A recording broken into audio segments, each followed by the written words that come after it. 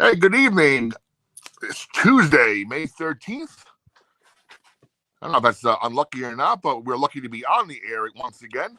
This is Hall Hoops and Happenings with my fantastic crew here.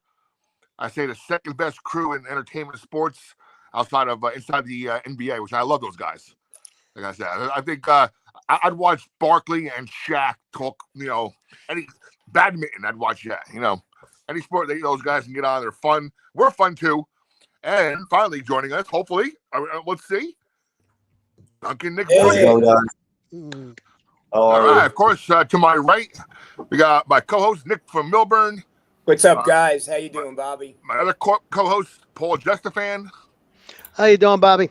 Right below me, as mentioned, the aforementioned Duncan Nick Morgan, and producer extraordinaire and cybersecurity expert. Is that proper, Gister? I guess. I mean, I'm still learning, but I appreciate the compliment. We haven't had anybody attack our show yet, so it's a good thing. Nicole Gizzy.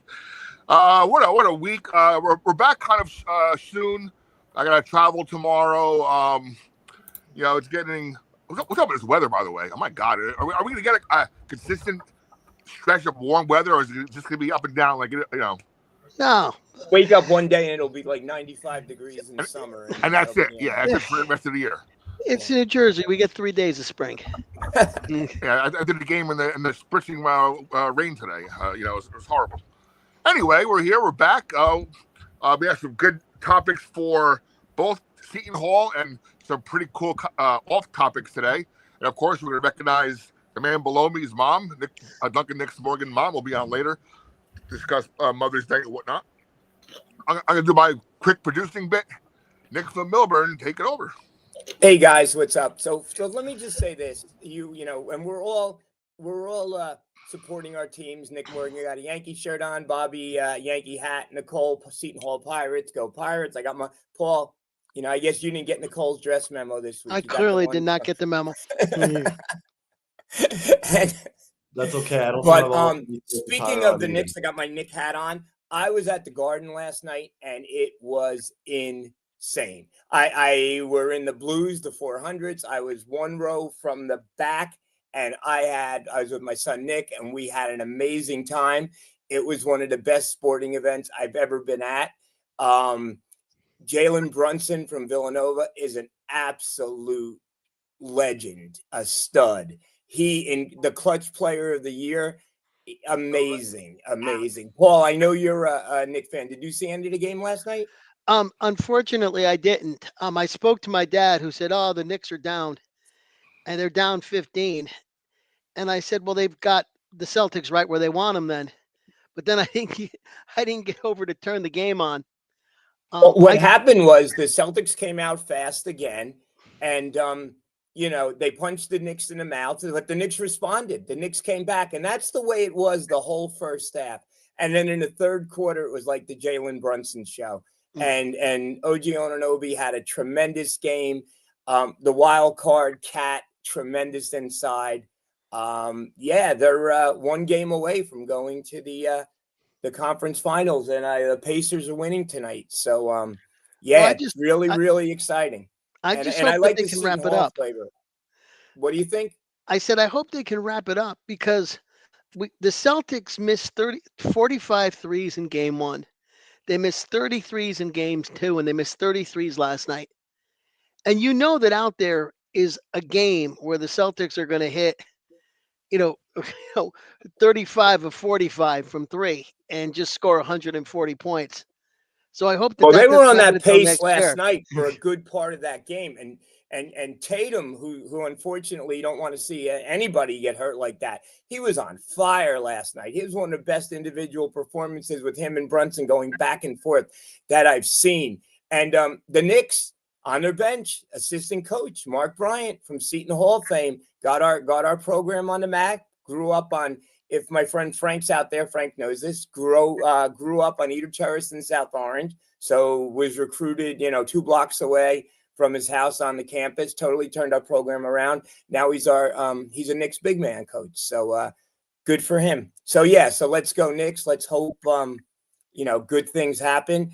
And Nick Morgan, I know you were a little late for the show today. Did you hear the rumor that's going on that who was in South Orange playing hoops at the Baird Center?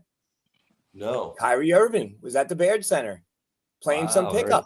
I'm like Nick Morgan, Nick Morgan must be there, like challenging Kyrie to a 3-on-3 or something. Oh, no, I don't think that would bode If too I- well for him. I think he would be very later that day. No, he doesn't want to face. And then we have from fresh off a weekend in Atlantic City, Miss Borgata herself, Nicole. What's your middle name? Elise. Nicole Elise Gizzi, hot off her great trip at the Borgata. What happened at the Borgata this weekend? You win any money? Do you gamble? I do slots, but I don't gamble a lot. I did come home with a good amount of money winnings wise. No BMW though, but there's always that. How do you win the BMW? It's a raffle. You have to play so much to win entries to be selected to win it. And what they do is it's a game. So if your name is called, you don't automatically win it. You have to go through like 3 rounds of this like game to see if like you win the car. So like this one, they had to spell out CAR and see, does my circle have the letters for it, or does it have cash prizes on it? So this one lady actually ended up winning the BMW, and it was really sweet. She was so grateful for it, especially given Mother's Day was literally the next day. It was fun to experience, though. But do you know if you win the BMW, and I don't know what I never had the pleasure or the privilege of driving a BMW. What's a BMW? 50,000? More than that. More than 60,000? The X3 is what they were raffling off, and the value, I believe, on the car was about 51 grand. So you have gambling winnings of 51 grand that you have to pay on your tax return. That goes in as income at like 20. So it's like it's better if you just take the cash prize. Yeah, the cash prize option was $35,000. Take the cash prize. Mm-hmm.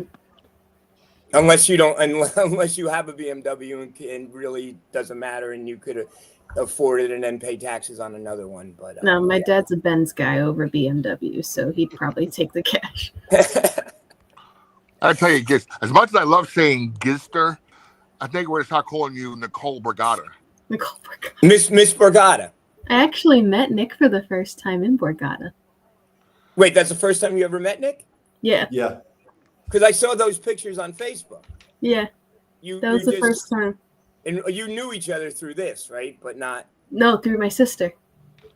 Oh, okay. He's my sister's boss. Wait, what? Wait, He's my sister's boss. Wait. Your sister's a resident assistant too? Yeah. No? And you're her boss? Boss, like I'm the person she reports to before she reports to our big boss. So kind of boss. I don't really, order around the RAs, but I'm there like the middleman between the RAs and the pro staff. So you put out a lot of fires? Yes, exactly. A couple today. Lots of fun right at the end of the year. So, Paul, what's going on with you tonight? What do you want to talk about in the world of Seton Hall Pirate basketball? Well, hold on, we got a couple quick hellos. We got Bill from Orange. Good evening, everybody. He's been busy. Bill, we miss you, Bill. We need you back on the show. Where you been? Bill, I'm telling you, Bill was coaching like Orange 7th grade girls travel or some championship or something. I got to see video of that. I got to see Bill coaching. And, of course, your daughter says hello. Hey, Stia, how you doing? Hi, team. All right. Take it away, Paul. Sorry about that. Well, let's talk just about where we are with the team right now and how it's being constructed. Right now, we're looking at guard, we have Bud Clark, TJ Simpkins, and AJ Staten McCray. From Merrimack, Elon, and Miami, respectively. And Jasim Felton is still here.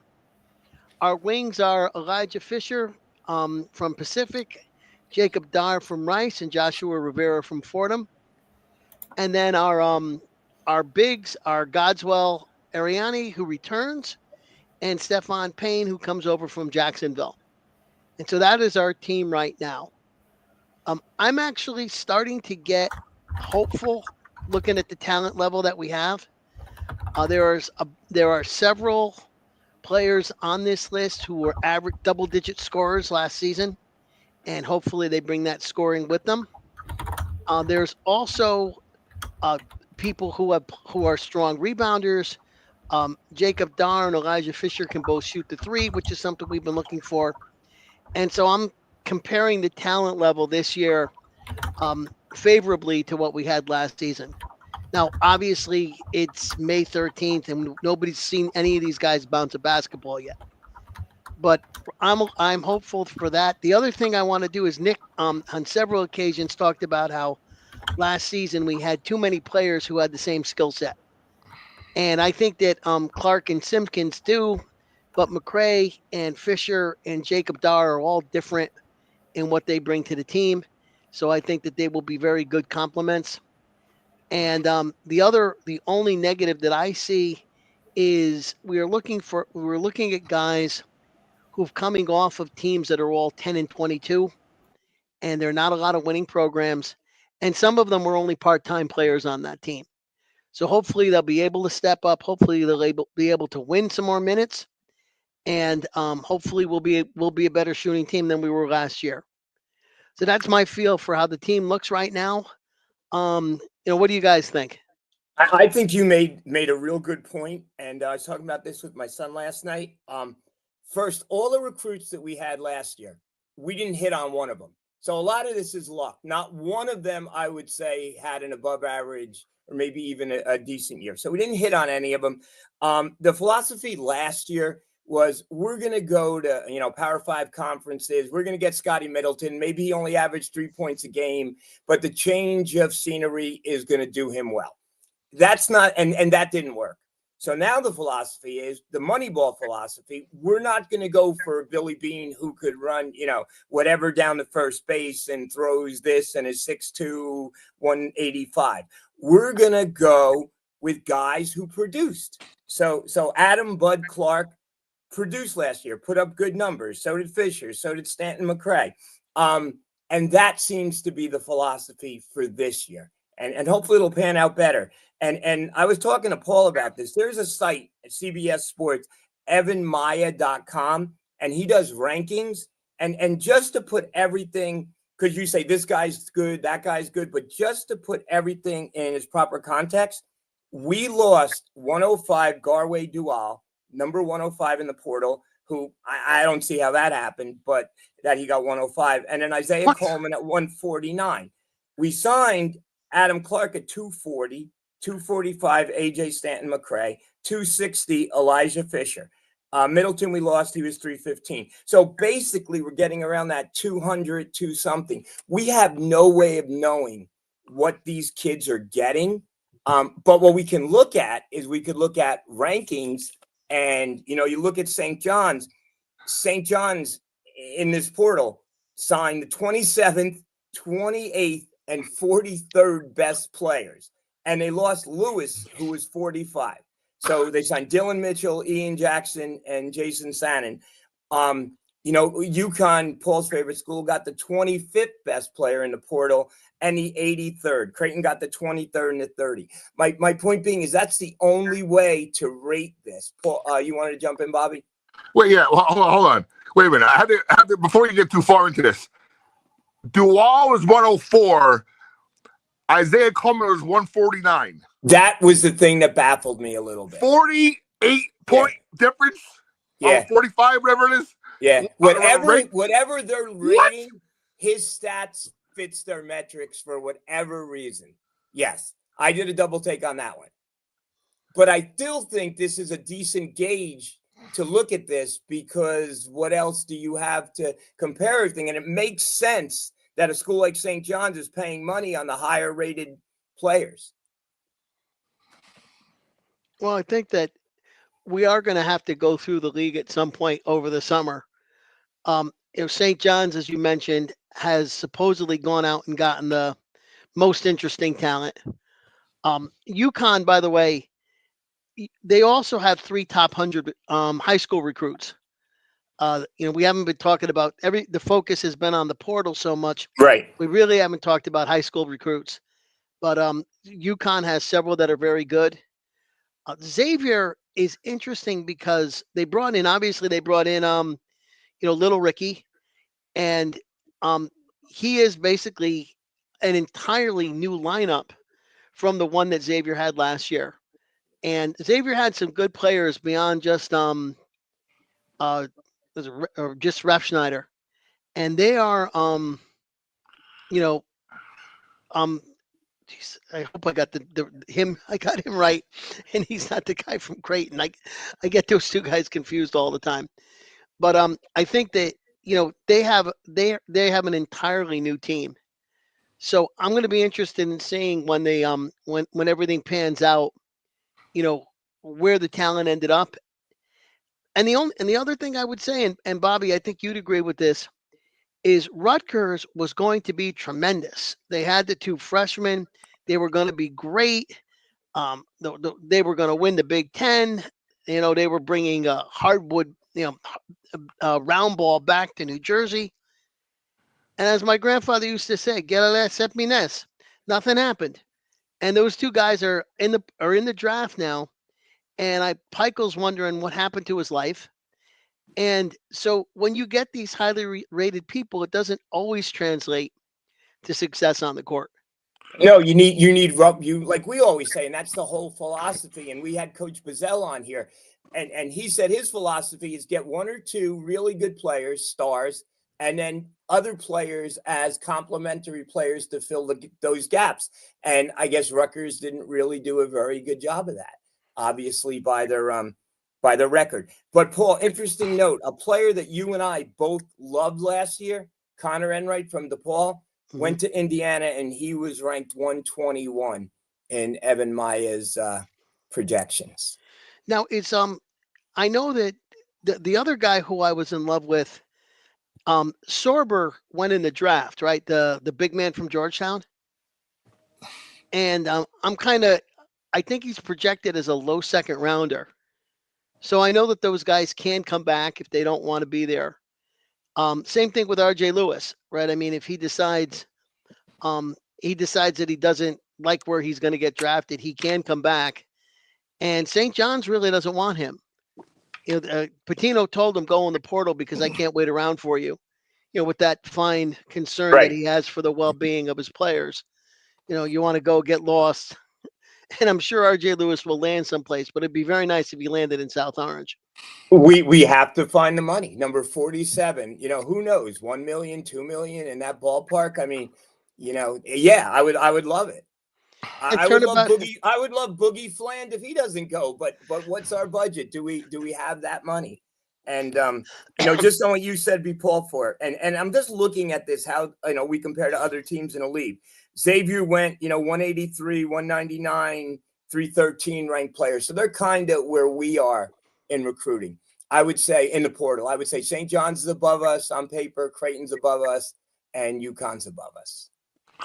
So, Nick, I'm going to jump in really fast. I don't know how your rankings compare to the 247, but 247, if you look at the Big East, they categorize each team and they give point totals to what they've done so far. St. John's has a 35.19 point total this year with the transfer portal, which is actually the best in NCAA. So St. John's is number one overall in transfer portal activity. Then for Big East, it's St. John's 1, Creighton 2, Providence 3, Georgetown, Xavier, UConn, Butler 7, Nova 8, us 9, DePaul 10. They have our strength of the transfer portal at 21.69 with 1 4-star and 2 3-star recruits coming in. Yeah, that kind of makes sense if you look at the rankings that I just read off. Yeah. So it seems like it pretty much goes in line with what we got there. And no surprise that St. John's is atop everyone at the moment. And what Paul said about Jacob Dar, and it was funny because we perhaps overemphasized last week how we need 3-point shooting. And then we went off and we said, I don't know if it was Nicole or we saw you or posted a picture of Jacob Dar on campus. And then someone on, Hall Dan's site said, well, he didn't sign that day, so he's not coming here. Great intel because he signed 2 days later. So, yeah. But this kid could shoot 6'7", he could shoot the 3 a little bit, right, Paul? Yes, he's supposed to be a very good shooter. Again, he's a 20 minutes a game guy. He's we're going to see how he develops, but that's supposed to be his strength. I think he shoots close to 40%. By the way, it was Zach Fremantle whose name I butchered right there. He's the guy that left, Xavier to graduate, and they've got a whole new team. Nick, Duncan, Nick, when you're looking at it, that 24/7, when's the last time it was updated? Do they have Jacob down on our list yet? This says last updated May 13th at 4:31. Okay, PM. so they should have him. Okay, but Paul, on my list, he's like 700 or 800. Interesting. So sorry. I tell you, it was good to see. Again, nothing away from the players we signed, but it was good to see. Again, it could mean absolutely nothing come next year. No, last season, but it's good to see a kid coming from a Power 5 school. Yes. So we're getting everybody. And we're in on the Rutgers. Nick Morgan, did you see the Rutgers kid on campus? He supposedly was visiting this week. I didn't see in person. I didn't hear anything either. So I'm not sure if that was kind of kept a little more on the down low or not. But I didn't really hear or see anything this past week. The other point I wanted to make was when the portal opened, there was a lot of movement among the top tier schools. Right. And there was a lot of panic on the Facebook group. Yeah. And there were guys who are coming out of the portal today, going to Duke, going to Kentucky. So I think we have to remember, with 1,500 players in the portal, there's a lot of good players, and nobody should panic just because just because we haven't signed 5 guys by April 26th, And you said that early on, right away. You said everyone needs to relax. There's 1,500 players. The market will take its course. They'll get the better players will sign, and then it'll just trickle down. The kid from Rutgers that was supposed to visit is Jeremiah Williams, a 3-star player, 503 in. But we have some news here from Joe Hayadis, saying that he signed Georgetown yesterday. Wonderful. Oh boy. Okay, scratch that. Let's press rewind. Go back 5 minutes. Thank you, Joe. Thanks, Joe. Thanks for joining the show. Wow. Okay.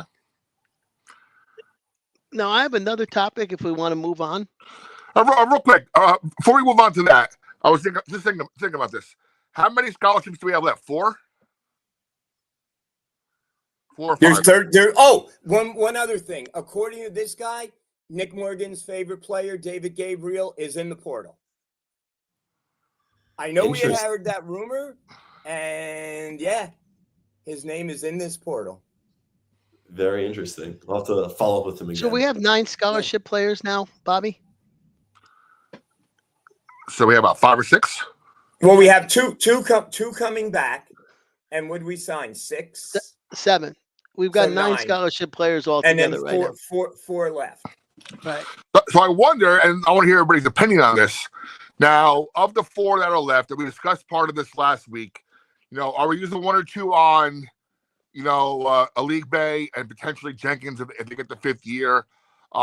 There's been 0 talk about any high school players, right? Yet. Yeah, we haven't had anybody commit. And so where do you think? And obviously, we still need some front court players. So, where do you think these last couple chips should go? If you were our team GM. I mean, a lot of it has to do with and we don't know this. How much money do we have? The money, yes. Yeah, unfortunately, it's all money. And we don't know what the budget is, and we don't know what we spend, and we don't know what we have left.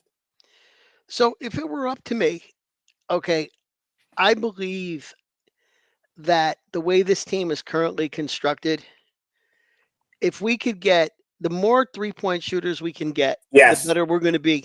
Yep. Because we're not going to be able to have a strong inside game unless there's some magical 7'2" offensive monster that nobody learns about, which I can't imagine.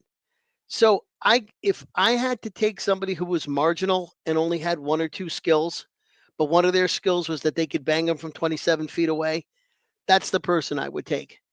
I just think that, and Nick has said it several times, You shoot the three, you defend the three, and you've got a chance in these games.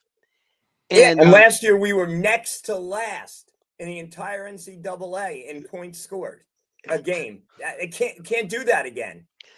And the other part of the Moneyball philosophy is the idea that you can't afford the best players. Right. So you have a system that highlights players with certain skills that you could get for a little bit cheaper. Right. And if your system is we're just going to hoist the threes and hope for the best, you probably can get those guys for a little bit less money than a guy who can shoot the three, penetrate, and play great defense. Right. You're going to be able to get a guy with one-dimensional. And finally, as a fan, watching a team throw up threes is a lot of fun, especially when they go in. I mean, we've been talking about Celtics, Knicks. You got to admit, when those guys are throwing up those 35-footers, whether they go in or not, that's a lot of fun to watch for me. And the best part is misses give high rebounds. So the rebounds come up farther. So then the big man really isn't involved. Your guards are getting rebounds, and then the ball's kicked back out again, and then you get another three. Very entertaining basketball, yes. And then I think kind of building off of how to finalize these basketball spots, I'd say one high school player, if we can get the attention of a high school guy, maybe one that we think we have a chance at keeping around a little bit and trying to make like our homegrown player for a year or two of their career in college. But I think it's, we've talked about it on the show before, like it's so hard to want to interact with these high school players because if they're any good, they're going to leave right away. So try to find the next Jasim Felton maybe and give one guy a shot at the high school level, and then everyone else, like Nick is saying, like Paul is saying, find guys who can shoot the three, defend the three. I'd say very minimal high school contact, I think. But we don't have a lot of room left to do that. And the other thing is, do we have a star? We don't have a star right now. I mean, in this game, you need stars. You need someone like we were talking about Brunson and Tatum. Put the ball in his hand like Isaiah Whitehead when we won the Big East tournament. I mean, maybe Clark, but he's 5'7", Paul, 5'9". He's about 5'10", but 5'10", right? He's tiny on video. But you're right, Nick. Down three with 2.5 minutes left. Who do you want to shoot? And I don't think we know who that is yet. Oh, our friends over at Jersey Exotics, the fine automobiles and lingerie, brought up the RJ Lewis point again. And turnabout is fair play. We could steal St. John's as best player. That would just be a very, very enjoyably vindictive thing for somebody like myself whose name ends in a vowel.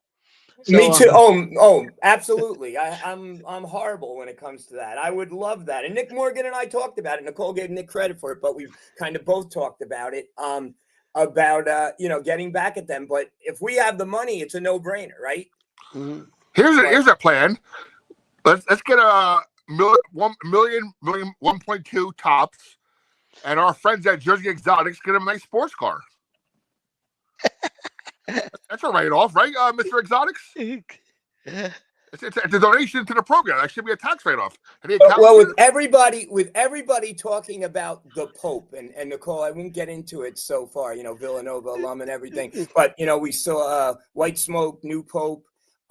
Someone had mentioned to me 2 years ago about the NIL, and I don't know if you could. Seton Hall is tied in with the Archdiocese, correct, of Newark somehow, loosely. So what would present the Archdiocese of Newark? You guys know where this is going. Mm-hmm. Every second collection at every church, the money just for NIL. And that was not my idea. Not my idea. I don't want to say whose idea it was, but that is an advantage that everyone else does not have. Mr. Exotics responded.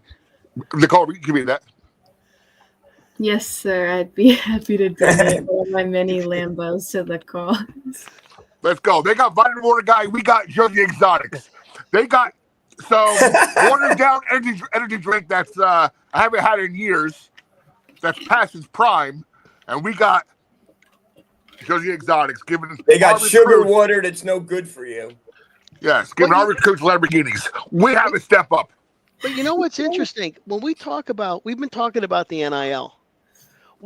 what everyone needs, and I don't know again where we're going to find one, is the businessman who wants to donate a ton of money, but also has the product.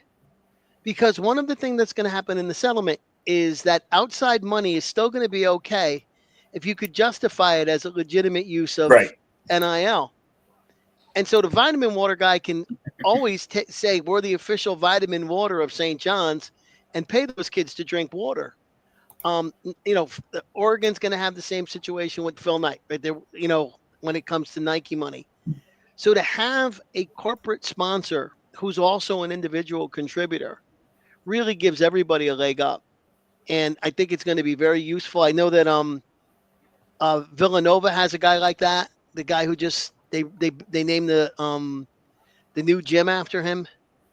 And now Creighton's different. Creighton has a lot of individual donors because they're the only thing to do in Omaha in the wintertime. So that's that's a little bit of a different approach. Maryland has the Under Armour guy, right?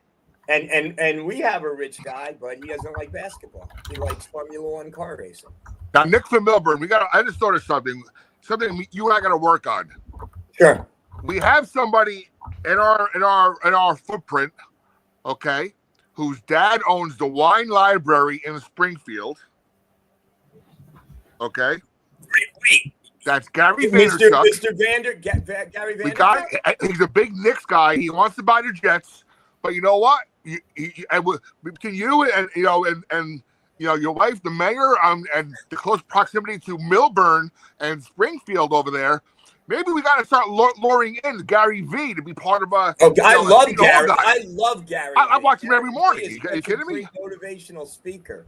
I watch him every morning. As part of what I'm trying to do with Serge is what he's doing with his stuff.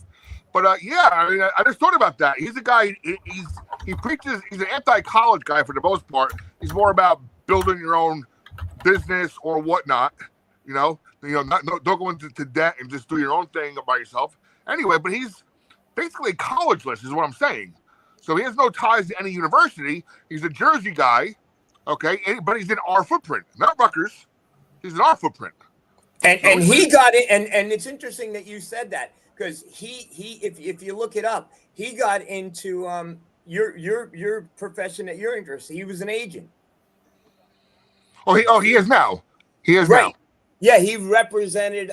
He's not an agent per se, but he does have he has so many arms of his business. Right. One of which is he has an agent arm, right? Yeah, Vayner Sports. So here's the guy we should work on there. I mean, he's right in our ball. He's right in our wheelhouse. We have to figure something out down there, but we got to get him. Maybe we got to send him a little Seton Hall Pirate care package. There we go. With some nice. I remember back in the day when I was in my corporate life. I believe Nick and Paul would appreciate this. They used to tell us, like, remember, I'm not sure if they're still around, the edible arrangements. They're still around. Yeah. Like they would, a few times I've done this where you get some cookies with your logo on it or something. Yeah. Send it to somebody to get to the door, to the gatekeeper, to talk to the influence maker and stuff. Maybe we got to put a little package together, all of us, and send it over to Gary Vaynerchuk. I know that's a great idea. That is great. He follows me on Instagram. Really? I'm on his text threads and everything. So maybe that's something we got to maybe devise ourselves to maybe lure him in and help us get some players here. And like I said, we're not interfering with his Nickdom. I mean, he goes a lot of Nick games. I'm not sure if he was there last night. I know he's doing his tour right now of his new product. But between the Knicks and the Jets, Seton Hall basketball, that rhymes, right? Yeah, there you go. Maybe we'll get him to a Seton Hall Ferry game over there, Ferry Hawk game. You can meet the play-by-play guy. Yeah, we gotta get a game out there. It might not be a half bird brain idea there. It might actually work. As far as I can tell, he's not attached to any college, and he's Jersey bred and born and bred. I said it backwards. And he's a basketball fan. And he's a basketball fan, yes. Hey, we got Kyrie Irving playing in our gym right now, going to our games like he did a couple years ago when he was with the Nets and he was injured and stuff. why can't we get Gary Vaynerchuk in? Yeah, absolutely. All right. So what we got next? By the way, and we said this a million times last week. I think one of the greatest things I've seen was, I kind of posted it was, hey, we're not a Power 5 conference. We're a papal conference. There you We're go. the only conference with a pope. Absolutely. Well, plus we have a guy from Chicago who's on a mission from God. I think Nick will probably be the only one who'll get that reference. But we should probably talk with with Pete Rose and Joe Jackson, and and Nicole spending an awful lot of time down at the Borgata. The gambling situation, and basically, what do you guys think of reinstating Pete Rose and reinstating Joe Jackson? Which now that they're reinstated, I would imagine they're going to be in the Hall of Fame as soon as the next vote takes place. You think so, though? Those writers are stubborn. Yeah, but they'll go on the Veterans Committee will probably. I don't even know who would. Rose is timed out, right? So Yeah. he would be a Veterans Committee pick, and Jackson would be the the ancient baseball pick. I have a feeling they would both be in. I think. I mean, what's interesting is that we went to Cincinnati a few years ago to watch a game, and my son had got me a Pete Rose jersey, and I was nervous about where I didn't know the reaction. People were coming up to me, where did you get that jersey? Because you can't buy it in the stadium because he's banned. So yeah. But Joe Jackson is like the greatest left-handed hitter of all time. Thank you, Field of Dreams. But they made Ray Liotta righty because Ray couldn't bat lefty. But anyway, yeah. So I love Shoeless Joe. So Nick, I would love to see that happen. Nick, is that when you met Butler Blue? Yeah, no, that was another trip. Butler Blue was a cutie. That was a great trip. I think. So when you're in the Borgata, do you ever go to the sports book? I've been to the sports book a few times. It's pretty nice. How do you do on the sports book? I don't bet on sports. No? I don't bet on sports. No, I think it would ruin it for me. Really? I have enough anxiety with playoff hockey. I don't need to bet on it and then lose all this money just because I went with my heart. But I mean, 10:30 at night, you're watching University Cal Barbara against Pepperdine, and you're scouting these teams, and I don't know anything about basketball. You know more than any of us. I actually watched, I think it was Marquette and St. John's in the sports book that one time, even though I didn't really feel too well. It was a fun experience, but there was so many St. John's people there. Well, personally, I think anybody who'd bet on college basketball is out of their minds. No, I remember, we were at Madison Square Garden a long time ago when Duke was good and St. John's was not that bad. And Duke got up 13 or 14 points halfway through the first half. And the whole second half, it was one of those games where Duke would bang it up to 18, St. John's would cut it to 11, Duke would bang it up to 17, St. John's would cut it to 12. But they never got all that close. Well, Duke missed a couple of foul shots. They're coming down the end of the game. I think at this point it's like an 11-point game. No time on the clock. The kid for St. John's throws the ball at the basket. Doesn't shoot it. Throws it at the basket. It goes in. And the guy behind us starts swearing. It turns out the line was 10. That three-pointer made it an 8-point game. But nobody was playing basketball at that point. Nobody was guarding the guy. He was 40 feet away. He just heaves the ball at the basket when the clock's going off. And that was the difference in that guy's bet. And I said, you got to be out of your mind to have any amount of money on a game like this. And but I think too with DraftKings and you can bet on so many things. I'm surprised that we haven't seen a replay of the gambling scandals that they had when in the 60s and the Boston College one, because I've got to believe that if you're playing at a mid-major and you're not making a lot of NIL, you're not playing all that many meaningful games, right? The only games that matter are the conference tournament. And somebody from the math department who can create 50 fake user IDs and go to DraftKings and dump a bunch of money on a game where you're where you're 8-point favorites and you make sure you win by 4. I'm surprised we haven't seen more of that with all the gambling that's going on now and it being legal. Bobby, you know this. What Boston College gambling scandal on basketball? What movie kind of touched on that? What the great mob movie? One of the Martin Scorsese. You know. Departed? No. Goodfellas. Henry Hill. Oh, I'll go Henry. Okay.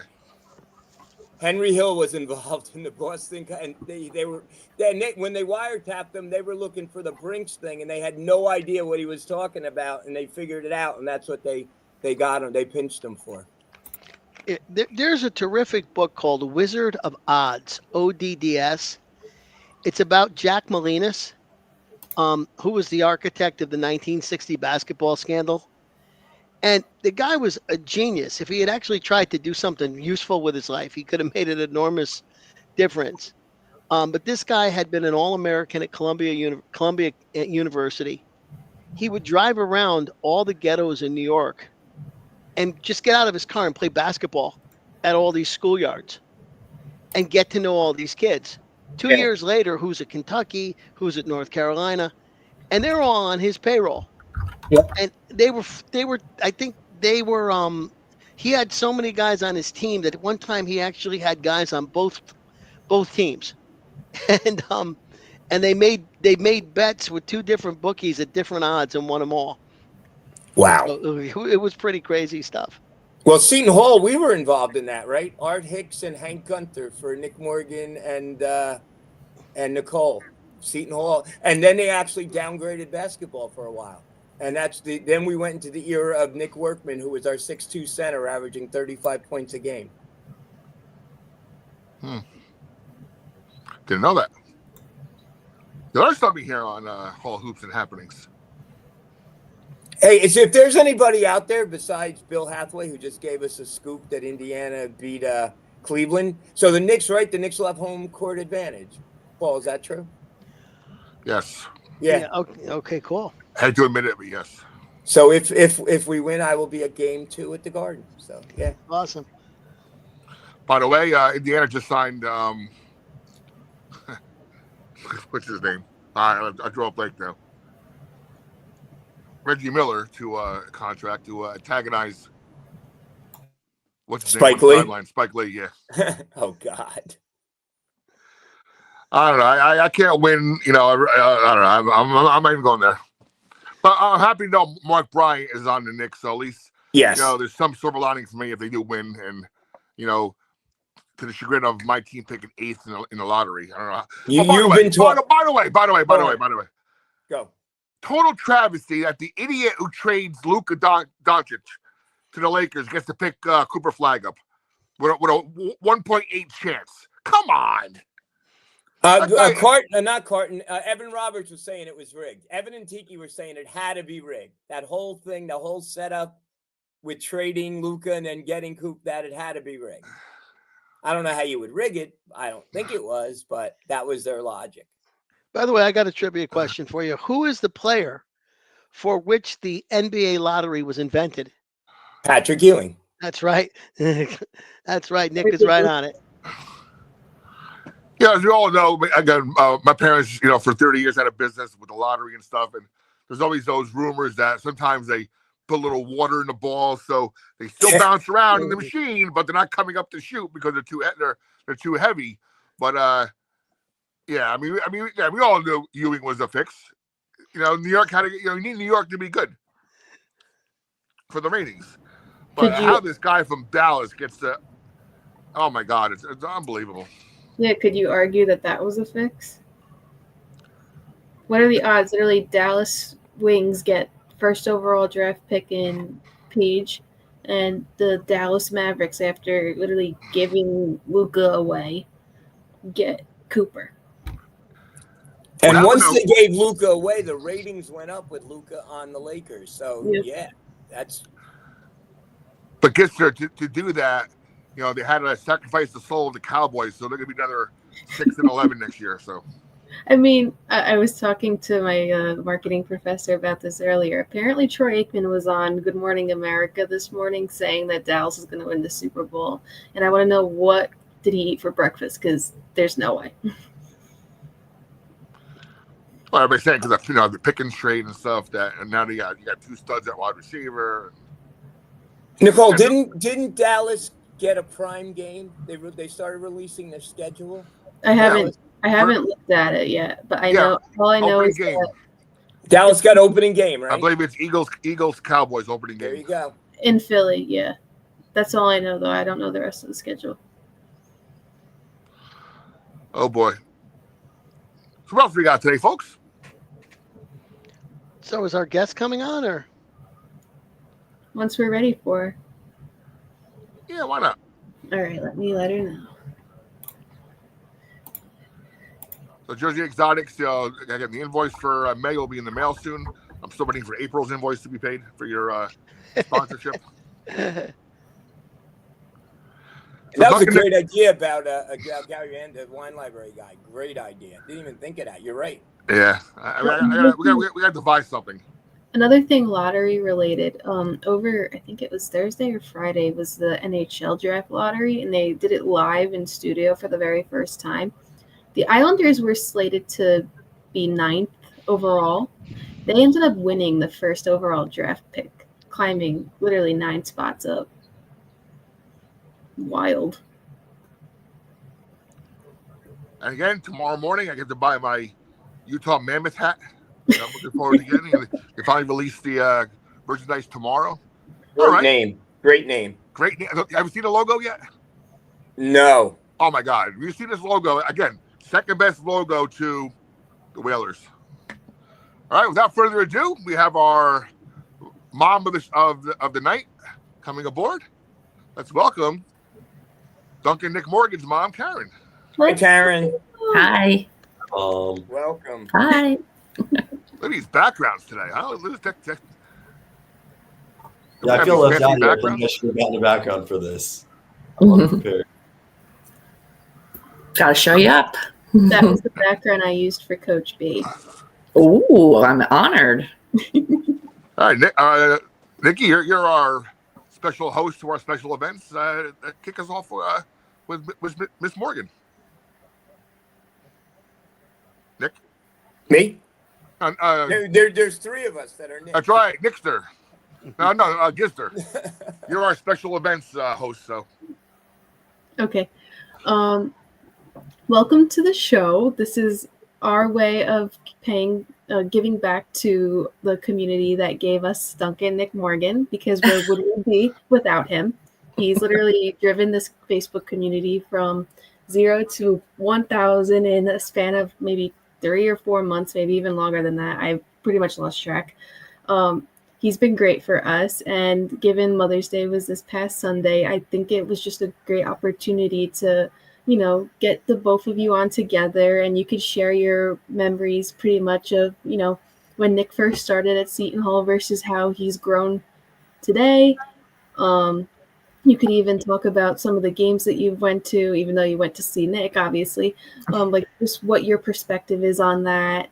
Because, personally, I never got into basketball until I became a student at Seton Hall, and my perspective was just blown out of the water. So sometimes these things are like life-changing for people. But, yeah, just a little bit on, Nick's growth, where he is now. How did Seton Hall help him get to where he is? And what are you most proud of him for? Oh, where do I begin? Nick is aged beyond years. With all the things that he's accomplished and done, it's hard to believe he's just a junior there at Seton Hall.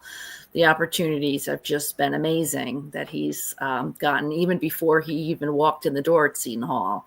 But when we went for the tour, he just knew it was the right fit and where he needed to be, and that was it. There really wasn't much choice after that. The pep band was definitely something that he was looking forward to, and it was a lot of fun for us to come and have the Seton Hall pride and experienced that at the Prudential Center, which was awesome. And then we'd come to Walsh to see the women, which we kind of like a little bit more. But because it's closer, you can see the action a little bit better. And, I have a great view of Nick and the pep band. So, when you're going to see your kid, that's where you want to be, bird's eye view of them as well. So, but, he's just amazed me from his academics to being in the HRA, leadership program, and all the connections he's made through you guys and other things. It's just, he's really thriving at Seton Hall. And we're both very happy with his experience there. And I can't believe he's going to be a senior. It's crazy. I think both Nicole and Nick could attest to this. And someone told me, unless you go to like Harvard or Yale or something like that, everything else, it's what you get out of the school, the relationships you make, the connections, and just hearing about Nick and Nicole and even my son. Absolutely. I mean, I just see that in you guys. And Mrs. Morgan, thank you, first of all, for giving us him, because he's a testament to the great job that you did. And we don't want to, thank you, go, but he's just a wonderful. And it's just, you guys did an amazing job with him. Thank you. He makes us proud. Yeah. And the thing I have to ask you is, he told us or Nick too. Nick, you told us you were on scholarship for the band, right? Did they recruit you? Did they recruit the band? Oh no, I wish that would be a whole lot of fun. Is there NIL money for? Hey, maybe we start working on that. I could be the first pep band member in NCAA. There you go. No, actually, so it goes back to connections there. But a girl that I went to high school with, I was in marching band with, she came to Seton Hall. She was a senior in high school, and I was a freshman in high school. And then during winter break, the band needs people to fill in because a lot of the kids go home out of state. So when I was a senior in high school, she was still at Seton Hall. She was a junior at that point. So she had asked me if I wanted to fill in to kind of get an experience, like a day in the life of kind of what it's like to be in the pep band, if I was to commit to Seton Hall. And, that's something I ended up wanting to do.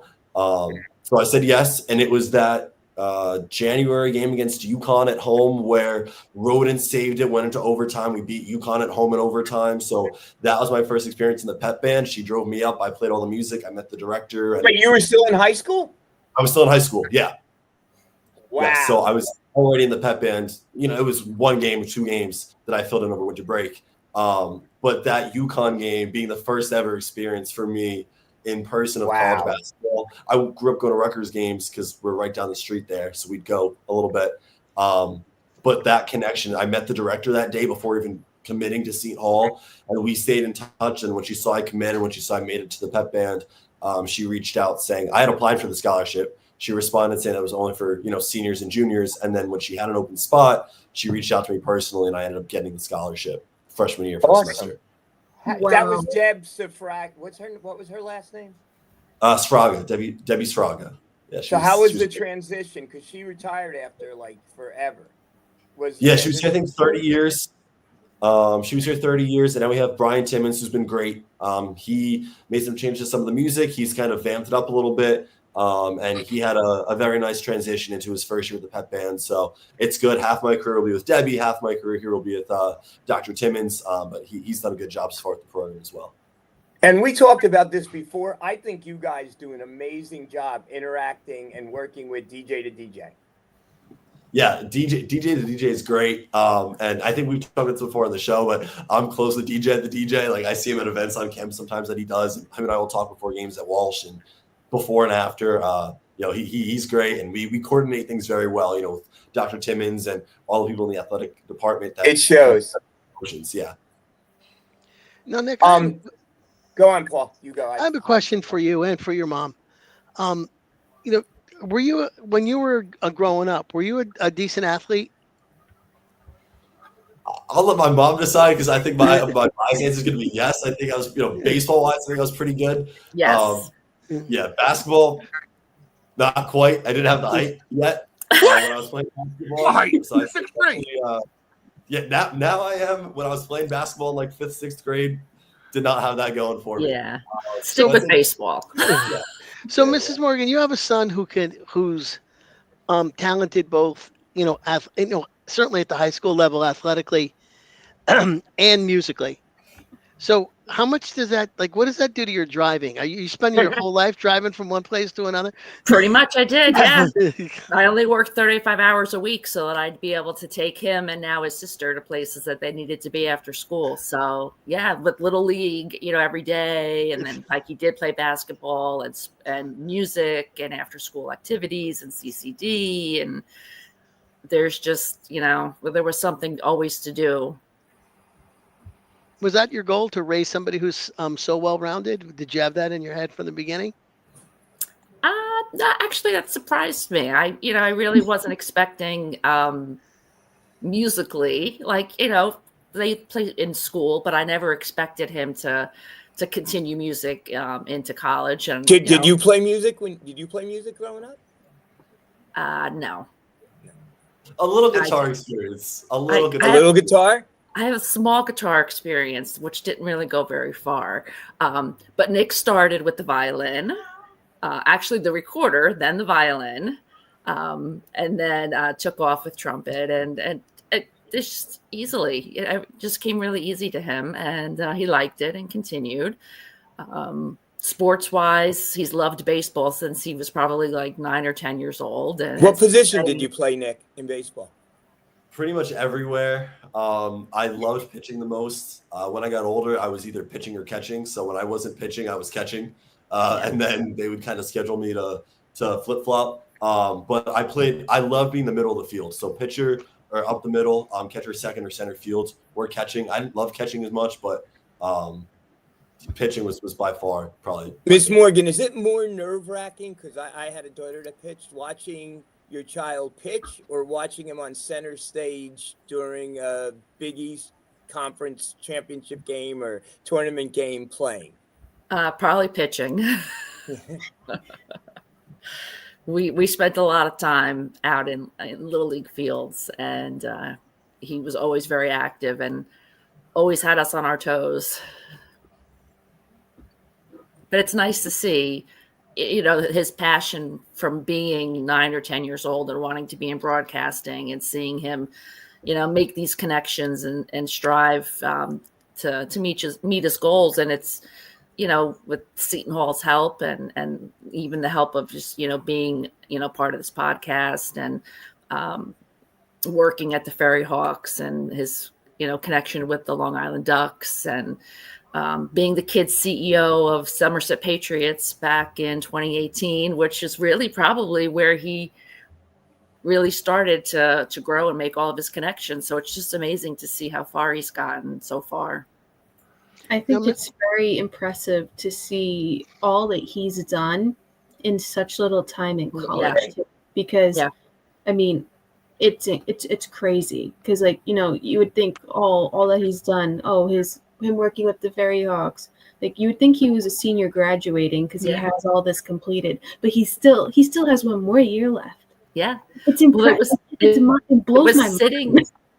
It was sitting in all of those pre-committing seminars that we would come and before he committed, and we would hear the students talk about they're graduating with 3 or 4 majors, or they've had 12 internships. And that was that really was one of the things he really liked about Seton Hall, was the opportunity to be able to get out there and get all these internships and get his feet wet. So right from the beginning, before he even committed, he was really impressed with the school, and he just, took the opportunity to make it work.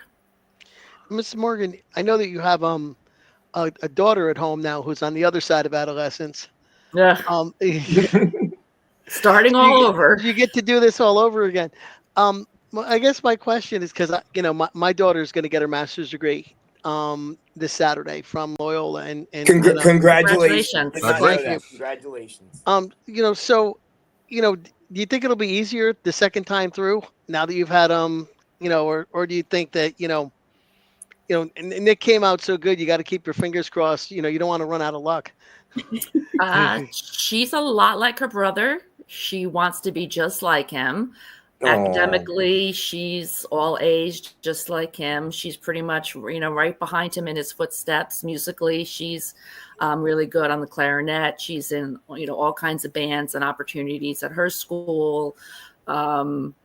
They both pretty much did all their homework and they did all their assignments without me having to yell or threaten or, they wanted to do their activities. So they'd come home, they'd do their homework, they would do it on time, they would do it early. So I've been blessed that they're both really good. They're both really good students, and I see her taking the same path. Although I told her she does not have to choose Seton Hall, just like her brother. She can go wherever she wants to. Not Rutgers. Not Rutgers. Rutgers, Not yes. Rutgers. Not Rutgers. And not Rutgers. No. She's going towards the arts, so I don't know. I can't promise that. That's to come. I don't know. I've got 8 years to worry about that. So we have 2 rules on this show. Nobody in your family can go to Rutgers, and we don't drink vitamin water. Okay. I'll do my best. So, Nick, what other schools were you considering leaving high school? So my top 3 were Seton Hall, Rider, and Hofstra. And I was very fortunate to be a part of a board at my high school for the radio and TV program. And I was the sole student ambassador, so I kind of was in charge of advocating for the 4 years worth of high school students at Piscataway and bringing forward kind of things that we wanted to see with TV and radio at the school. That's a big shout out to my teacher that I had for that radio class, junior and senior year. But on that committee, we had a professor at Rider because we were getting insight from professionals all throughout the state, throughout different colleges, trying to recruit kids. And he still was incredible for me, a great connection. He had me come out. He hired me as a freelance videographer my senior year of high school. And I came out and I worked Rider basketball games, doing replays. I was operating the camera. I was pretty much doing PSN stuff for Rider and getting paid for it. Wow. I did that a couple times in senior year. And he was ready to go ahead and make a curriculum for me.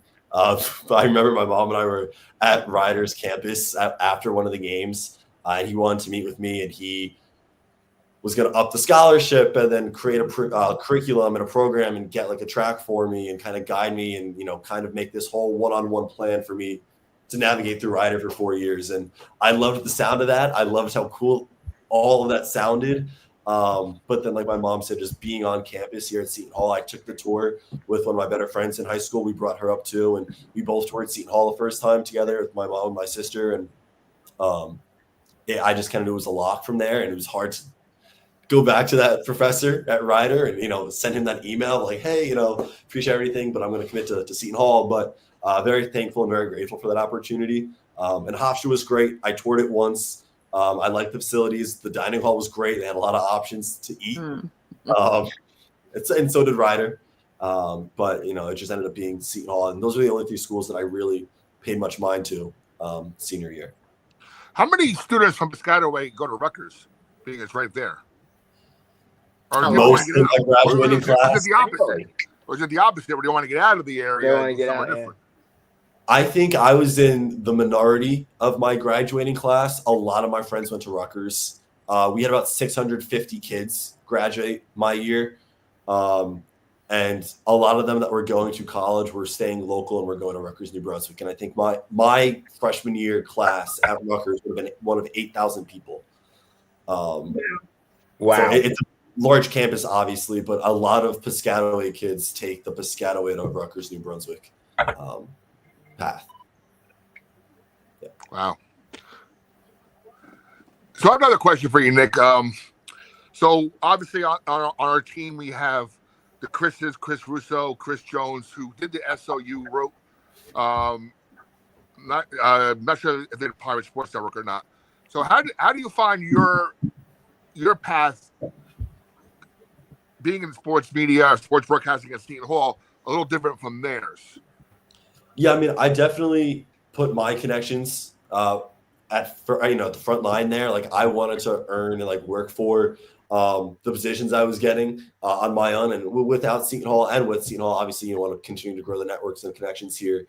But I was able to go ahead and kind of use people that I knew coming into Seton Hall, people that I met through friends and alumni at Seton Hall, to get some of the internships that I have. Like the New York Jets internship was something that I kind of found on my own through Seton Hall. And then the Ferry Hawks is something that I found, and kind of being centrally located and, at Seton Hall, being able to have that 40-minute commute to the Ferry Hawks is great. I think it's also a little less competition on my end now because, obviously I'm applying for bigger positions elsewhere, but it's, I was able to go ahead and, I got the job with the Ferry Hawks, and I'm immediately broadcasting every home game, as to where, here at Seton Hall, it's, you're fighting for, your spot on the mic. And it's something that, I'm still definitely considering doing. And I did a little bit freshman year. Maybe go back next year, just kind of RA kind of threw a wrench in that a little bit for me. Like the hours and the demand for RA and some of the positions that I have on campus made it a little harder for me to commit to, long hours of sporting events and getting there 2 hours early, staying 2 hours late and all that. So I'm still very fortunate to have everything that I do, and the opportunities that I have, the connections, the networking opportunities that I've been able to accomplish. But just, the timing and trying to prioritize everything. And I knew coming to campus, I wanted to be an RA, and now being an HRA is great. And, I wouldn't sacrifice that for the world. So if that means kind of, finding my own resourcing for, the job opportunities afterwards, I'd much rather kind of find my path with connections than give up the opportunity of being an RA and all the connections I've made this way. But your path is your path and your journey, and what's best for him might not be best for you. And it seems like you're doing a great job. But let me ask you this question, because I asked this last week to the Chris's and Bobby. Now that you're getting involved in doing games and meeting people, have you been starstruck? Yeah, I mean, it's easy at the Ferry Hawks. At least we have Pablo Sandoval on the team, so I'm working with Pablo Sandoval every day. His World Series MVP. He's won 3 rings with the Giants, one with the Atlanta Braves. If wow, count that one. But 14-year big league career. I'm seeing him every day at the ballpark. And did it wear off though? Did it wear off? I don't know. I mean, like. It doesn't. It doesn't. Like every day is a new experience. And, my first home run call of the year was a Pablo Sandoval home run. And it's, he hit how many of those at the big league level. And, now I'm calling him and, hitting home runs in the Atlantic League in St. George in New York. So it's pretty cool. And, so cool. He come in, we just had Seth Beer come in. He had a walk-off home run as a rookie for the Arizona Diamondbacks a couple years ago. He came with the Ducks, and, being able to watch him come in play. And so we see a lot of good talent come through the Atlantic League. So definitely starstruck. And I think also on like a personal side of it, growing up, going to Somerset Patriots games, our entire manager and coaching staff is former Somerset Patriots players that I watched as a kid grow up. And I've shown them pictures of me at meet and greet days with them on Sunday fun days, of me being 12, 13 years old, posing with Aaron Eggleston and Nate Rowe and Mark Minnick. And now I'm working with them. I have their phone numbers, and we're texting every day about lineups and transactions and stat packs and, things of that nature. I go down before and after every game to talk to them. So, the 12 and 13-year-old me, kind of watching them on the field and now working with them directly in the field is also awesome. Yeah. Cool. Now, Mrs. Morgan, I got a couple of questions for you. You work at Johnson & Johnson? I do. Is that over on Hose Lane? No, that one is not there anymore. I'm in New Brunswick at the corporate headquarters. Okay, because I used to work in the Erickson building. I worked for Erickson, so when we had the building at Hose Lane, I was over there, and then we were over in Centennial. I think there was a J&J location. There was a J&J in there too, yeah. Until the landlord couldn't pay the water bill, and they had to shut the building down. But yeah, you could walk to our house from there, from the Erickson building. We're right up the street. Oh, really? Where?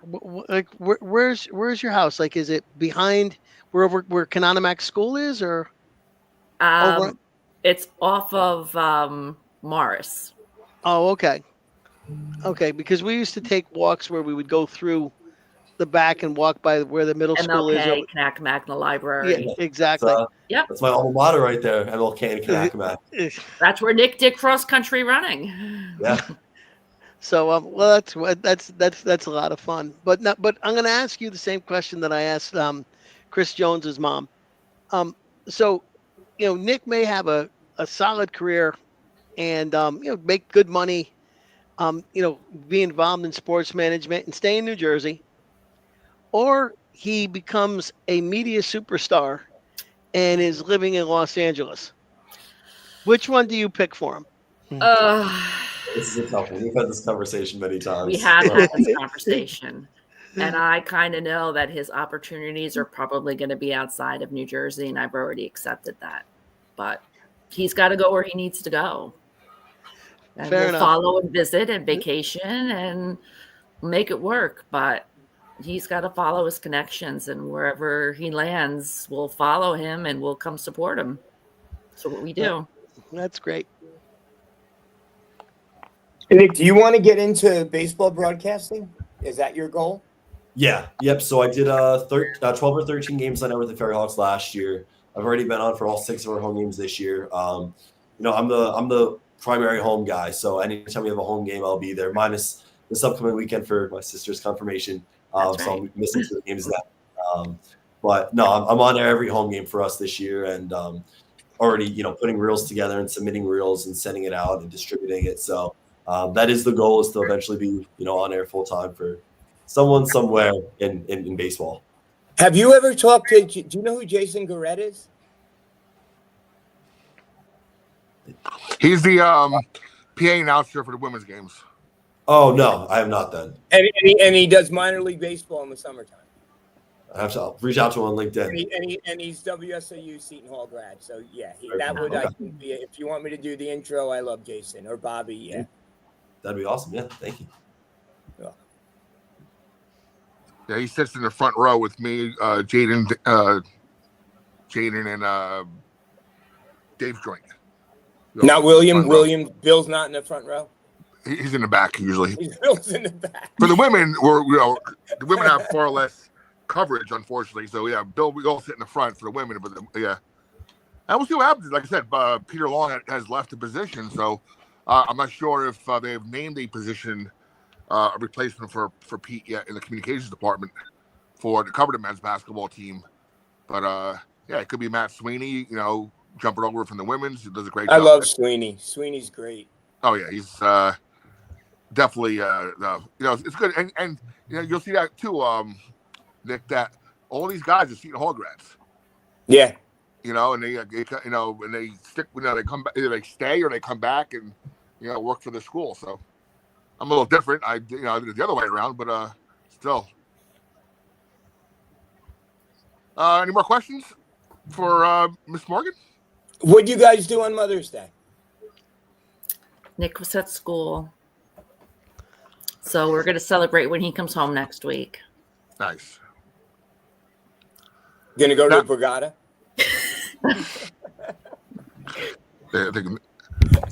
So, Miss Morgan, what do you prefer for your son? Women's basketball player, dummy, or flagman?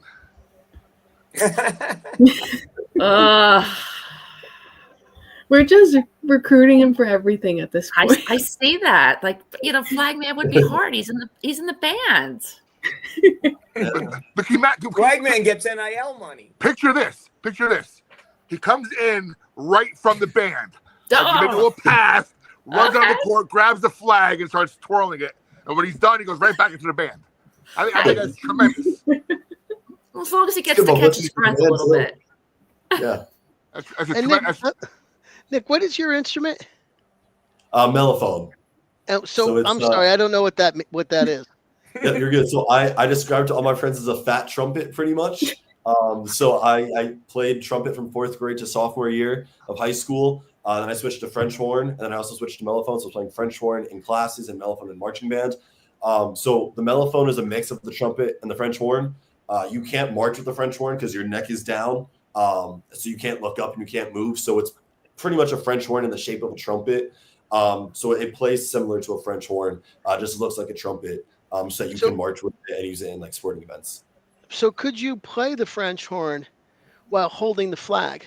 Because that would be something. Okay. That would be tough. It'd be tough. I can try. I think it's a whole different kind of training I'd have to do. Oh, they would need the flag at the women's game, which is the smaller version that they do. They go running around the Walsh and.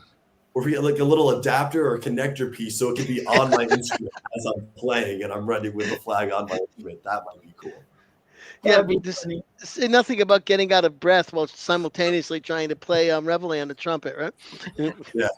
So Nick, what kind of music do you like? I gotta go. I'm kind of all over the map. I like current like pop music. Big like right now, Teddy Swims, Post Malone, Noah Khan, The Weeknd, Tate McRae. Like I'm all over the place. I grew up. My mom would probably attest the amount of time she heard me blasting Maroon 5 in the shower. Like I grew up loving Maroon 5. Like that was, my band. Like I loved Adam Levine and going to Maroon 5 concerts, and that was always something on my bucket list. We watched The Voice together growing up, and I always wanted Team Adam to win. I don't know how many times he actually did. But yeah, I'm kind of all over the place music wise. Like, I'll listen to a bit of everything.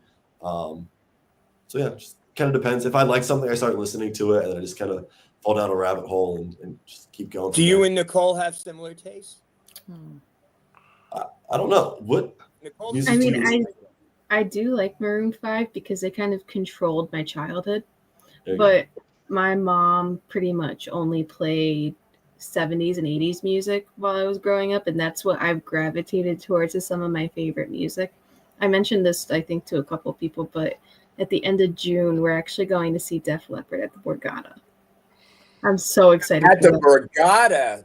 Yes, the Borgata. Like when you get out of the car, they're like, "Hello, Miss Gizzy, how are you? Welcome back. The room's ready." They're like, that's my dad. He's the card holder. I just tag along. So, Nick, I have a question for you. In the Duncan Nick Morgan jazz trio, are you the trumpeter or are you the what would you prefer? Probably the trumpeter. Yeah. Yeah? Yeah. You like the bass? I mean, bass is cool. I also never I had 1 year of string experience, and that was third grade because they didn't offer band instruments in third grade. They only offered orchestra. So I chose violin there. And as soon as I got the opportunity to play in band, I jumped ship so fast. So I'd probably end up sticking with the trumpet in the trio. Yeah. So would we be seeing you at Tavern on George this summer at the New Brunswick Jazz Project? Probably not. Believe it or not, I don't really play for fun all that much. I don't like playing in smaller settings just because I don't like being an isolated voice because it's very easy to pick out.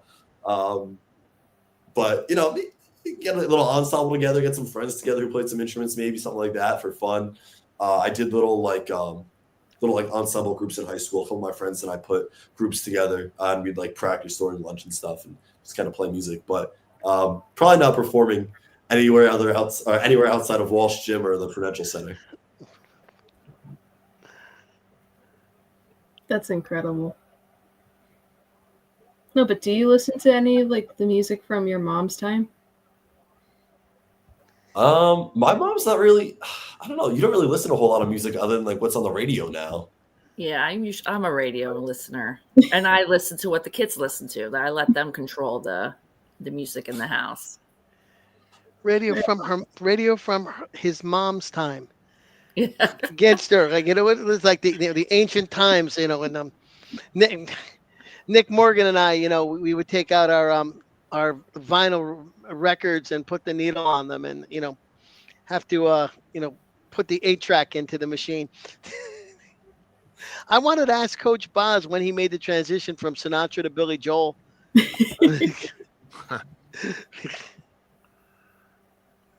I will say though, my sister and I were probably the youngest in the audience for a Barry Manilow concert when I was in 7th grade. Ugh. My mom loved him growing up. That's who she listened to with her aunt and her mother. All they had were his vinyls, and that's all they would listen to. And then I end up growing to like his music too because it's all she played. But I'm also I like the love songs, so it made sense. Very good. All right. Any more questions for our special guest? Nick, do you have any questions for your mom? Yeah, any reverse questions, Nick? Yeah. How was your first time on air? You're getting a little bit of the feel now for Staten Island games for me when you hear me now on Full Sports. So now you have the mic on you. How you feeling? Not too bad. I am definitely a behind the scenes person at work, and I would avoid this like the plague. But the things you do for your children, I definitely wouldn't have said no to coming on. And this was a lot of fun, and it wasn't as bad as I thought it would be. But I am definitely not a front of the stage type of person. I am just, my kids both can do it. I don't know how they can do it so easily, and they can present and do all these things. And when I have to do it at work, it makes me sick. I can't stand it. I don't know how these kids can just do it with such ease. They make it look so easy. So what she's saying in translation is that during a Zoom meeting in her corporate life, she doesn't have the picture up. She has the letter K. That's correct. Unless it's mandatory. Yeah, I can attest to that.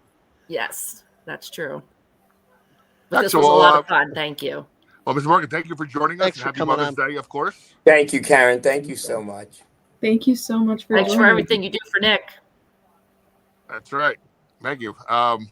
Yeah, like I said, I'm sure we'll have you on at some point again, as we get closer to Nick's graduation next year. But we have a whole year for that yet, right? Yes. Let's not rush that. That's Yes, not. no doubt, Oh, I please. know. Trust I'm me. not ready for this year to be over yet, let alone next year. We still need Terrell talks with HRA Nick to commence before we talk about graduation. Yeah. Well, hopefully, I dropped it with Savannah on the show, and I saw her in the cast after. So hopefully, we can get something going for some sort of media or interview or something like that. Get some extra footage from Terrell. I think that'd be cool to get. Them talk from. And you're gonna be in my old stomping grounds. I lived there for 2 years. Yeah, I'll be first floor running the place. I'll be living across the way and next to half of our women's and men's basketball players. So should be a good time. All right, Karen, thank you for joining us. And again, happy Mother's Day. Thank you. And we'll talk to you soon. Take care. Thank you. Real quick, before we get going, We have a question, I think. We have a question. Yeah, we have a couple of questions. A new listener, Matt Parmit. I'm not sure if he's still watching or not, or maybe he'll pick up our answers after the fact. You can watch us anytime once the show is over with on YouTube, and also runs on Roku and Fire TV. Here's the first part of his question. Am I the only one who thinks the Hall needs a very solid starting center to compete in the Big East? I think we have one. I think Godswill is going to take that monumental leap this year in his second year. I think now he knows what to expect. Now he has a state-of-the-art basketball facility to prepare in, get stronger in, and you know what? He has the mindset which all our recruits had of, maybe, he wants to be here because he wants to learn how to play basketball and be a basketball player. Matt, great question. I'll address it a little differently. Our weakest position last year, and Paul agrees with me, was point guard. We didn't have a point guard. We were abysmal. Yep. And a center's best friend is a good point guard. So, yeah, I think Godswill improved as the season went along. I think how he works with Clark could be very interesting. And, I think we're going to have an upgrade in two positions this year, in point and the center position. And to get us to a second point, I believe Godswill made tremendous strides in the second half of the season. In the beginning, yeah. Once you got his feet under him a little bit and, got the experience, got what they call the speed of the game, more in tune to his skills, he definitely improved. And from Long Island Lutheran, home of our first guest, Dan Dunn, and John Garcia, who also played at Seton Hall. I think it also took so long just because he didn't have consistent minutes. Like, no one knew what was going on with the center position at all throughout the season. Like, we were rotating through guys at the 5 like there was nobody's business. Like, I don't think Shaheen really had a plan. Like, he just wanted to give rested minutes to centers. And, we had Gus out there, and times Gus maybe shouldn't have been out there. And then Okorafor looked good, and then when he didn't look good, he looked really bad. So there was no, set time for Godswill to really grow into himself until the end of the season, where in those minutes he started to capitalize because he was finally getting the minutes, Bobby, like you said, at that fast-paced level of basketball. So I think if he had that earlier on, he would have looked so much better than he did, and he would have ended the year even stronger than he did. And I think that's part of the reason why bigs were so hard, is because we didn't know who was going to be out there for what matchup.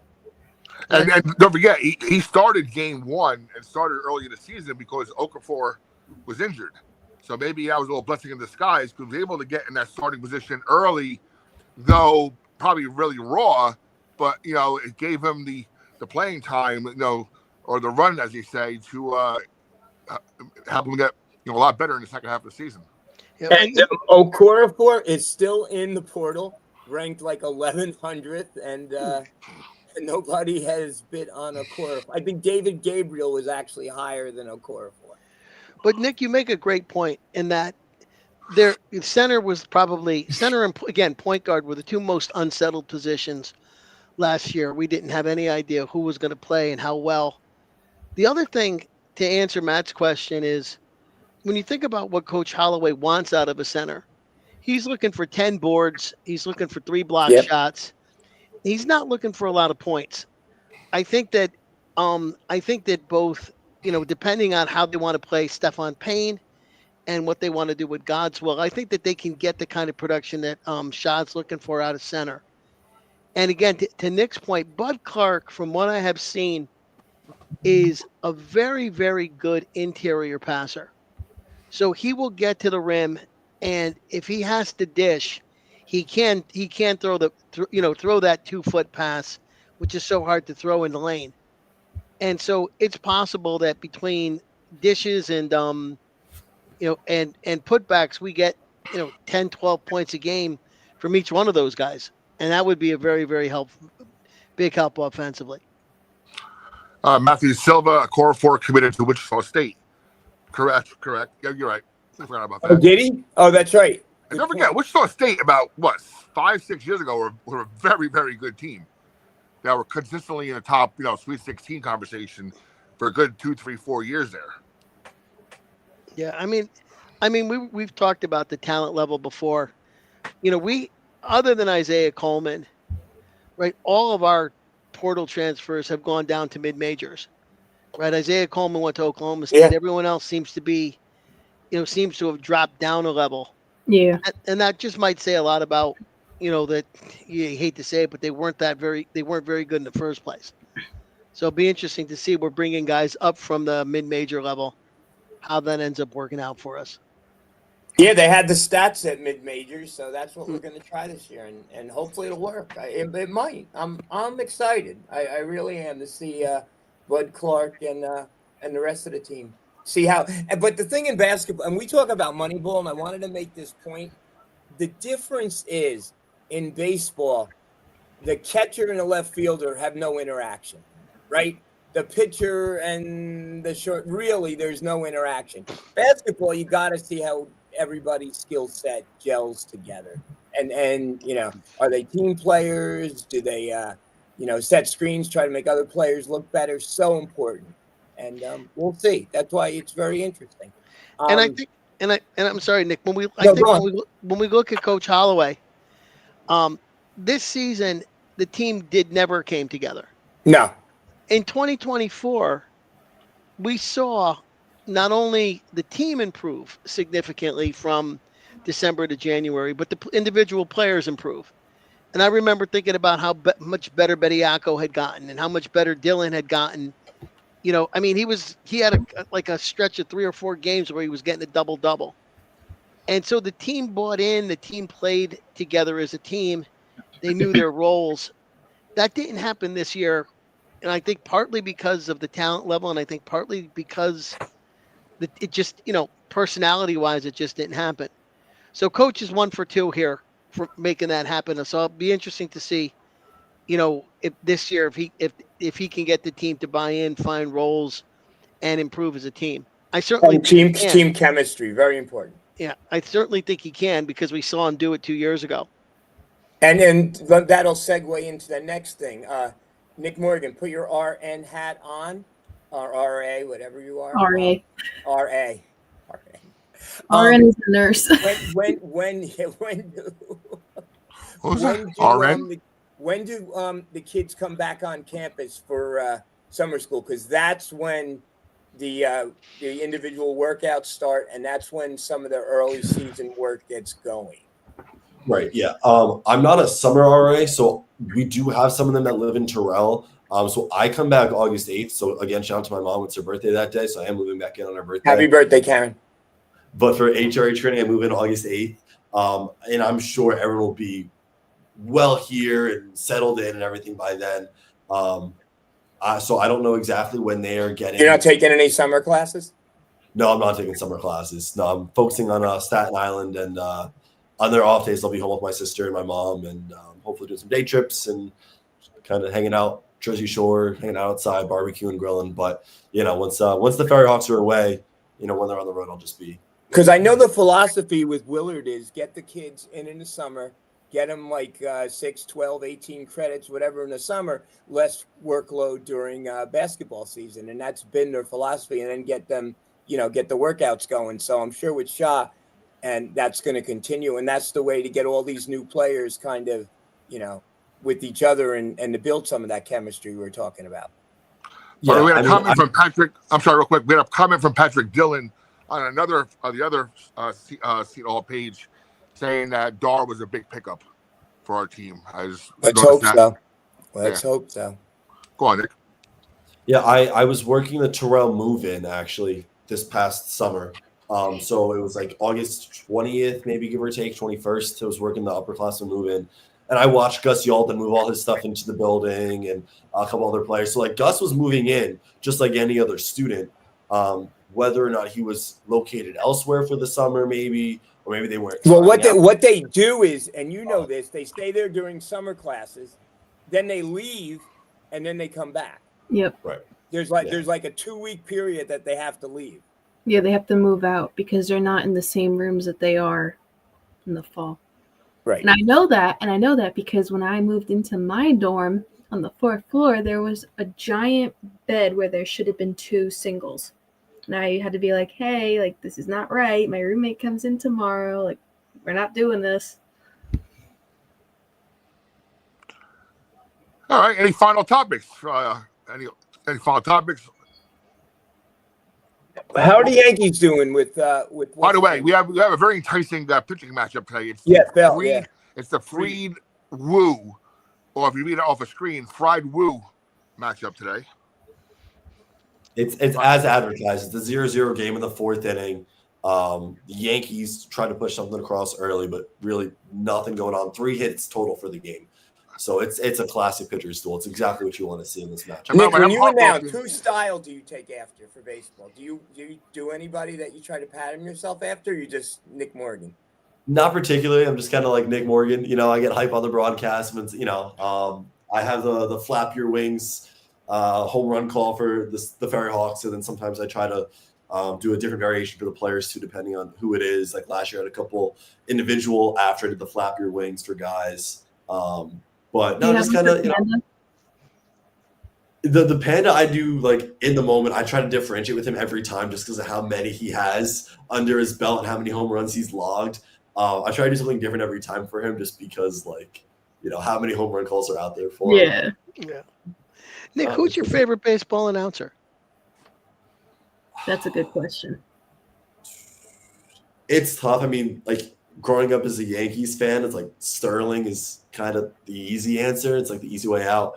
I like Michael Kay a lot. Again, it's all Yankees bias, really, an organization bias.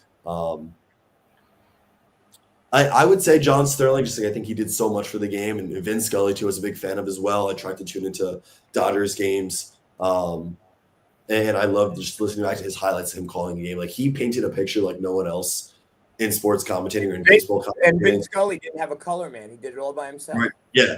Yes. So he was just so masterful at the craft. I think it's hard to not be growing up and then trying to get into this realm and into this world without idolizing someone like Vince Scully.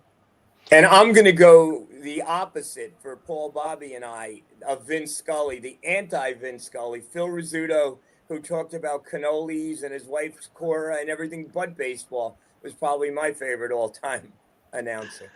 I do have to say, Vince Scully had the best command of the language. Yeah. And like there was never, there's a ground ball. It was always lined or drilled or bounced or, like his use of verbs to describe what was happening, it's almost poetic in the way he used language. And I was didn't listen to a lot of him because he was doing Dodger games when I was growing up. But when you'd get him on the national game, you notice there was something very different about how his command of English and how he used it to tell you, to paint the word picture. For baseball, do most former players like come back and kind of take that play-by-play or color like position like they do in NHL? Because there's so many guys that I grew up watching that literally, for example, Dallas Stars are on right now. Ryan Callahan is doing color for the game, and he played for both the Rangers. He played for Tampa Bay. Like that's a guy I grew up with. So kind of seeing it like that, it's like, oh, like I'm gonna gravitate towards the guys that I know, even though like I have that bias that I watch them play. Like I don't know if that's really common in baseball though. Seems like it's more common in football. Yeah, There are a ton of ex-football players, and that's credit to NFL Films out there in Mount Olive. If you get around the sinkhole closures out there, but I think a lot of NFL Films out there, they have like a boot camp every summer for current NFL players who want to get into the broadcasting game, and they kind of train them, to do so.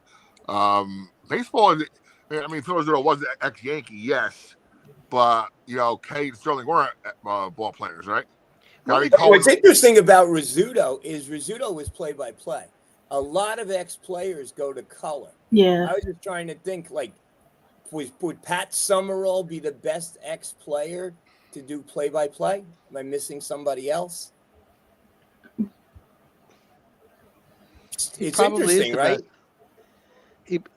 And I think the other piece when you think about play-by-play first is that the Yankees have not had a former player on the radio since Rizzuto retired, right? I mean, Michael Kay was a reporter before he became a broadcaster. I think Jay Johnstone did it like 1 year with Sterling, and it didn't work. He was like right before Michael Kay. Yeah, but I mean, they had Charlie Steiner with Sterling. It's been, obviously Susan Waldman didn't play Major League Baseball. No. But so on the radio side, they've had all their announcers haven't been former players, but on the TV side, it's basically been, and anybody who gets put on waivers by the Yankees ends up in the broadcast booth for a couple of weeks.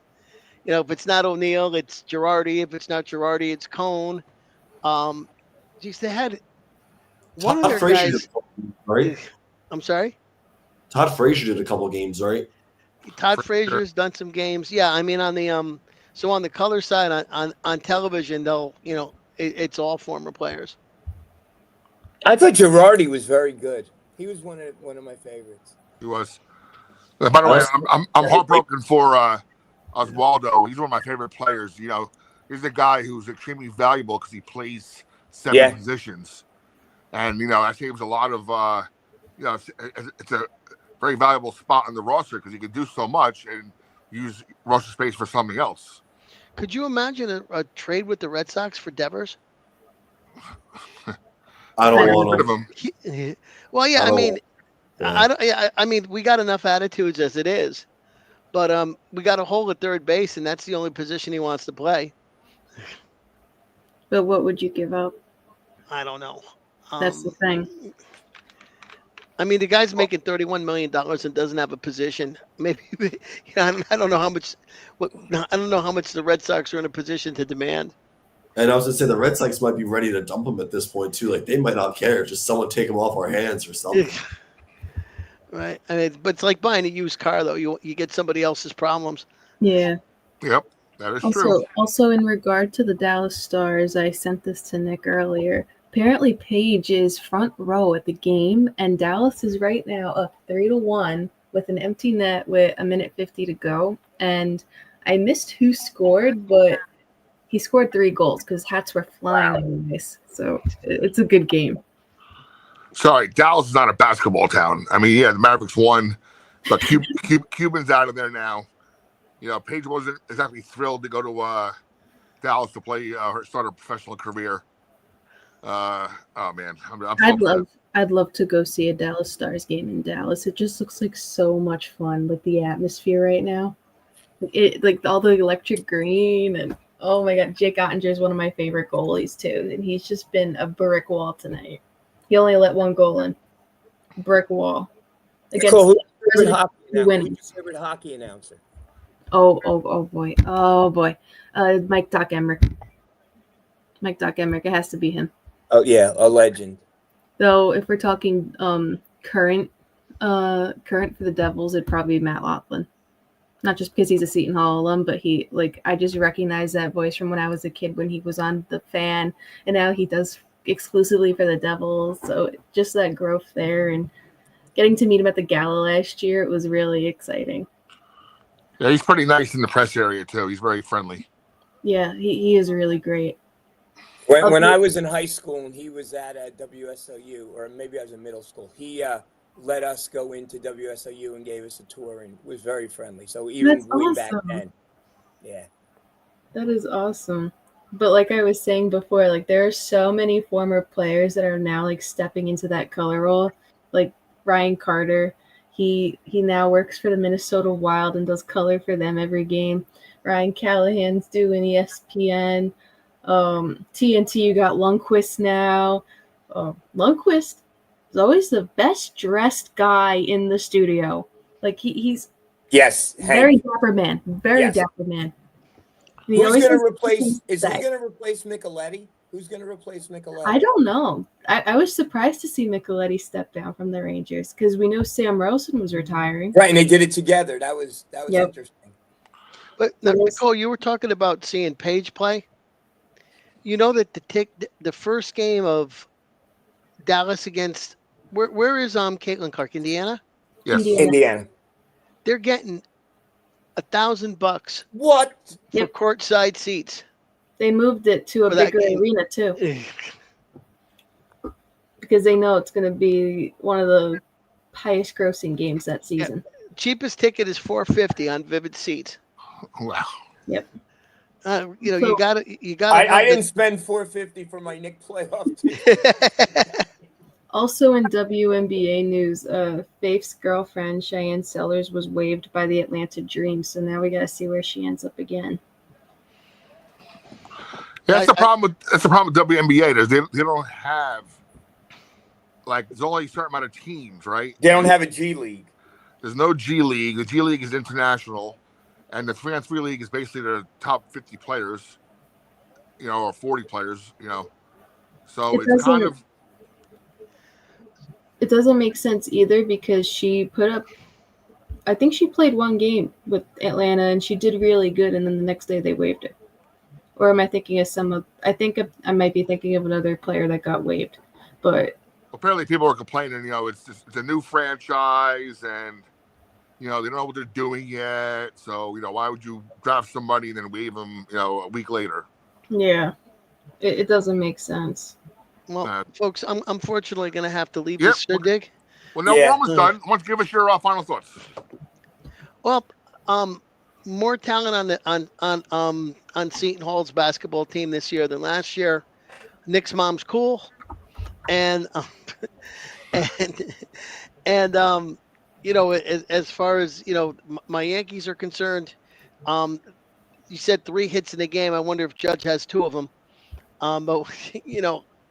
But my great fear for Aaron Judge is that I do not want him to go down in history as the greatest regular season baseball player in history. Now, those are my final thoughts.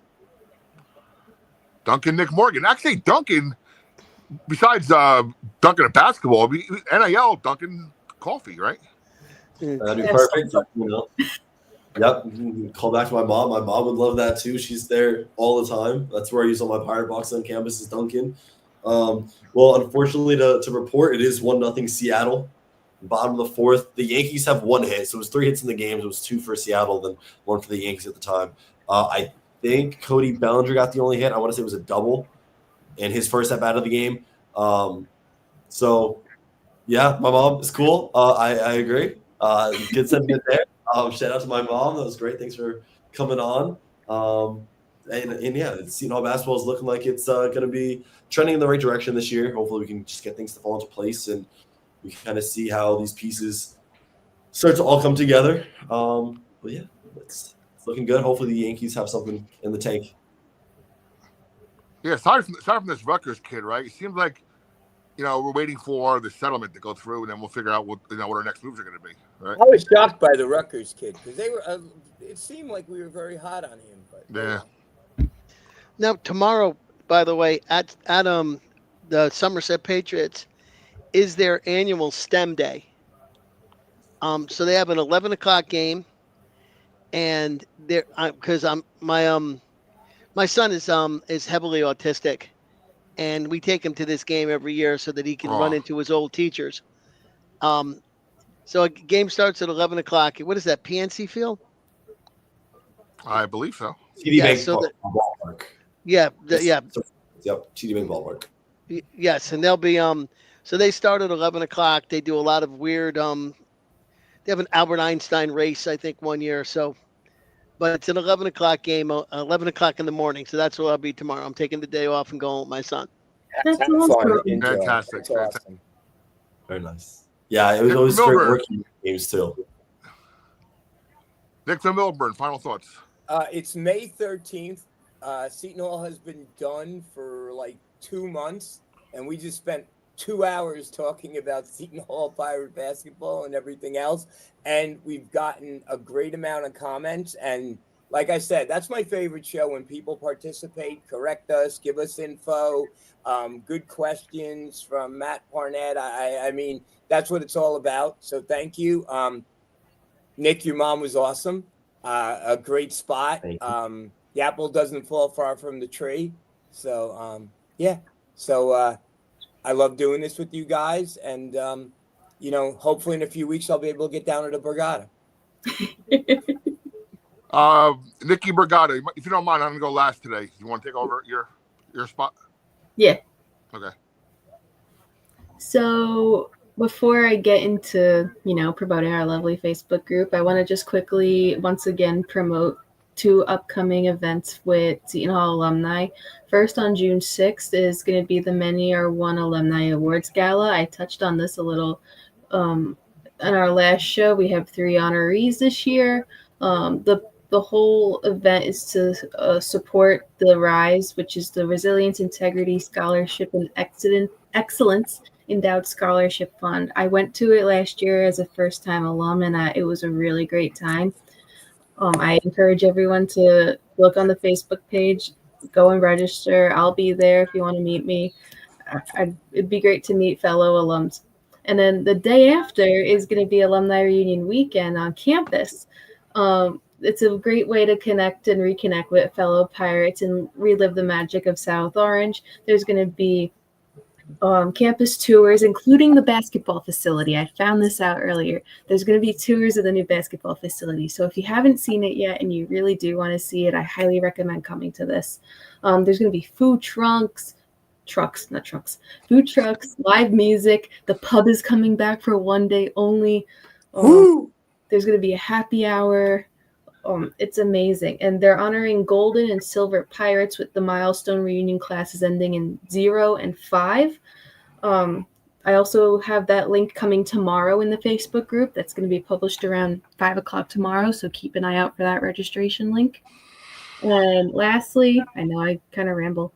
Invite your Pirates friends, alumni, and fans to join the largest and best Seton Hall Pirates group on Facebook, which Shoe Pride where Shoe Pride lives strong every day. We've got exclusive group features like past Pirates profiles from our very own student volunteer, Isaiah Williams.